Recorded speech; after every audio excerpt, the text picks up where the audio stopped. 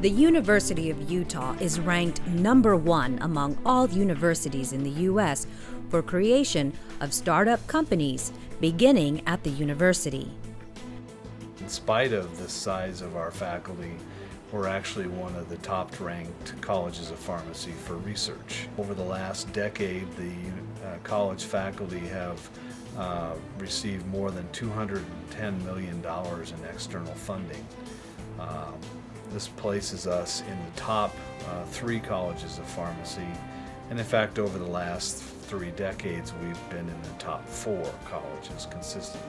We also have a significant economic impact for the state of Utah.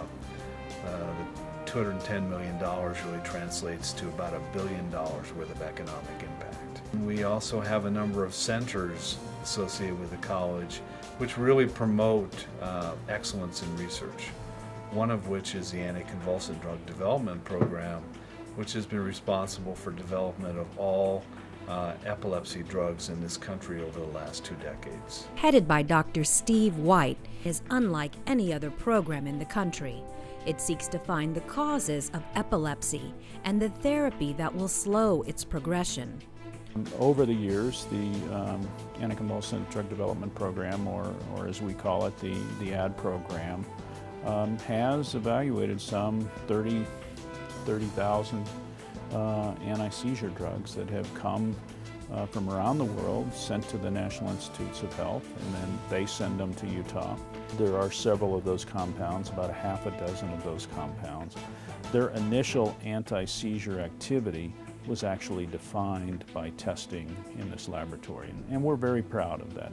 Dr. Grainger and Dr. Prestwich, distinguished professors of the university, recognize the need for economic development within the university and the state. Their initiatives have had a positive impact on the community and the college. USTAR stands for the Utah Science, Technology, and Research Initiative as an effort to try to leverage the long-standing resource and research successes of the state universities as an economic development initiative. And one part of this USTAR initiative was to bolster current efforts at the universities to acquire and recruit world-class faculty members who would be able to jumpstart new businesses, high-tech businesses that would pay high salaries and then also return high tax returns to the state.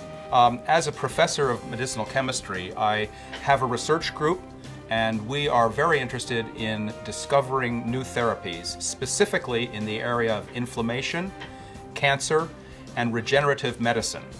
In addition to the university's policy of helping to promote technology commercialization, he also needed to have a grassroots effort within the faculty to accept that entrepreneurial activities were indeed scholarly activities. The focus here at the University of Utah is having a multidisciplinary approach. Not only are your faculty experts in the clinical aspects of their field, but they're also able to boil it down to the basic science that makes those clinical decisions what they are today. So it's a great synthesis of all different fields of science and medicine to give us an education that focuses on understanding and application.